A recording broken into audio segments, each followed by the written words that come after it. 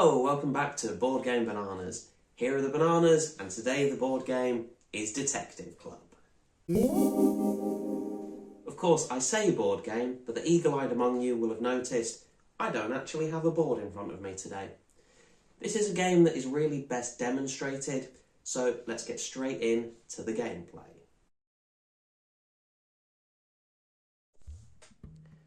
I have the game set up for a 4-player game between yellow, blue, red and green. Each player gets one of these pieces and a magnifying glass in their corresponding colour. You're also handed out 6 of these cards with the question mark on the back. And then for a 4-player game, you're going to need 3 of the little notebooks and you're going to have a pen ready and available. And then you're set up and ready to play. First thing you have to decide is which player starts as the active player. This is something that will rotate between each round of the game.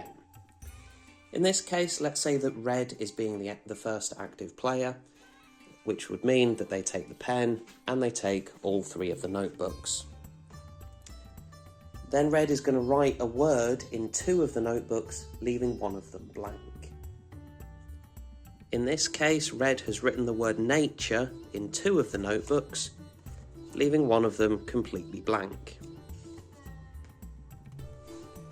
Red would then shuffle the notebooks, so he doesn't know which one is blank, and then he hands them out to the other players.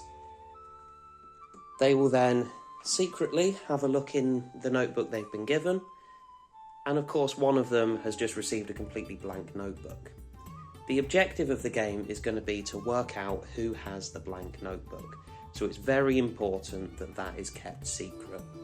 Remember, even red doesn't know who it is that has the blank notebook.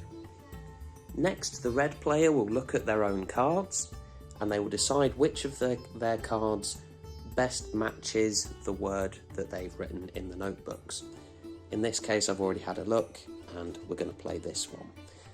They would then play that card in front of the one on their little piece in front of them. Next, play continues in a clockwise direction, where in this case the green player will look at their own cards and try and find a card that matches the word in the notebook. Of course, it is possible that the green player doesn't know what the word in the notebook is because the green player has been handed a blank notebook, in which case they're basically playing their cards blind. They may look at the card that the red player has chosen and try and guess what the word is and try and play a corresponding card based on that, but really at this point it would be a little bit of guesswork. Green looks at their cards and decides this one is the most appropriate.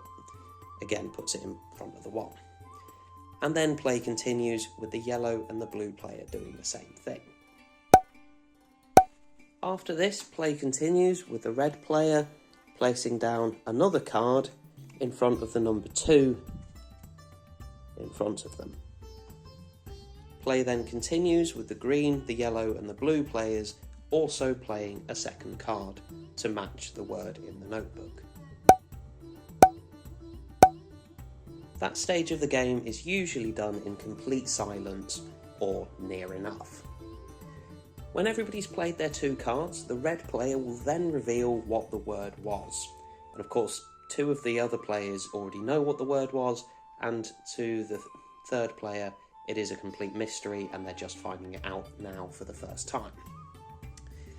Next, the red player will explain why they played their 2 cards and what connection they have to the word, which in this case is nature. And they'll probably say, you know, there are bushes here that are found in nature. This is a rabbit chasing some carrots. That is also quite nature related. Then after that, we'll go around clockwise again, where the green player, the yellow player and the blue player will then have to explain how their cards correspond to the word nature. Of course, one of them has only just found out what the word was, so that person had better be good at thinking on their feet. The association between the word and your card can of course be as far-fetched as you like. It's very rare that you get a card that absolutely, completely, 100% corresponds to the word in the notebook. So don't worry if it seems like your connection is a little bit far-fetched. To be honest, that in my opinion is one of the best parts of the game, is that you get to see how people's minds work when they're working with associations. So don't worry about that. But when everybody's explained their associations, it's time for people to vote on who they think doesn't know what the word was.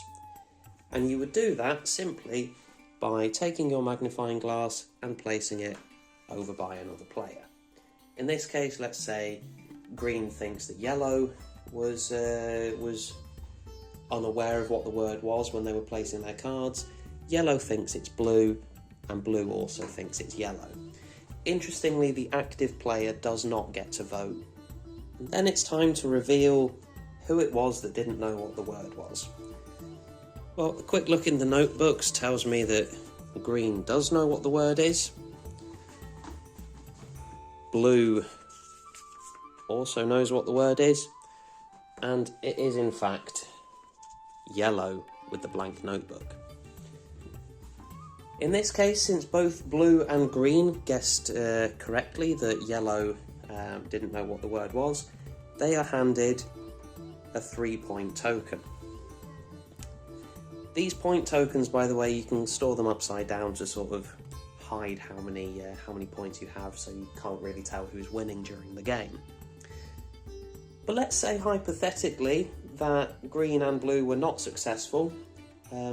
If there was only one person that had voted for yellow, then yellow would be given 5 points. And for reasons that, I'll be honest, I don't fully understand, the active player, which in this case was red, would also be given 4 points. I think that's to encourage the active player to play a very, shall we say, a very broad and general word, which has a lot more associations and is perhaps a little bit easier to think on your feet and to make something up as you go along when you have to explain the association with the word. I think so. I'll be honest, when I first read that in the rules, I thought, well, why on earth would red get points if yellow has just been really good at bluffing? By the way, you might be wondering, why is yellow getting 5 points when blue correctly guessed, in this case, that they were bluffing? Well, so long as it's only one person that guesses them, they still get the 5 points. And that's the end of the round. The played cards are then removed from the game, and players can take some new cards to fill up their hands.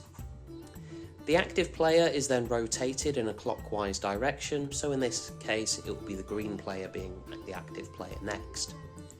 For a 4-player game, you'll play a total of 8 rounds, so that each player is the active player twice. Whoever has the most points after 8 rounds is the winner. And in a nutshell, that's how you play Detective Club. Like I said, in my opinion, the most fun element of the game is hearing people's associations to the word, between the word and the picture. So when you look at your cards and you see the word, it's very often that you think, oh no, there isn't a single card with a single connection to this word in my hand. I promise you there absolutely is. The worst people to play this game with are people who just play something randomly and say, oh no, I didn't have any good cards. That's kind of ruining the game, because you want to hear how far-fetched people's associations are, and to see how people's minds work. It can really be quite beautiful. If you enjoyed this video, please give me a like, and please write a comment down below. I'd love to know what you think about the game. If you'd like to know my thoughts about the game, I do have a review video coming for that very shortly, so please subscribe to make sure you don't miss that. And yeah, enjoy Detective Club. It's a great game. Take care, and I'll see you in the next one. Goodbye.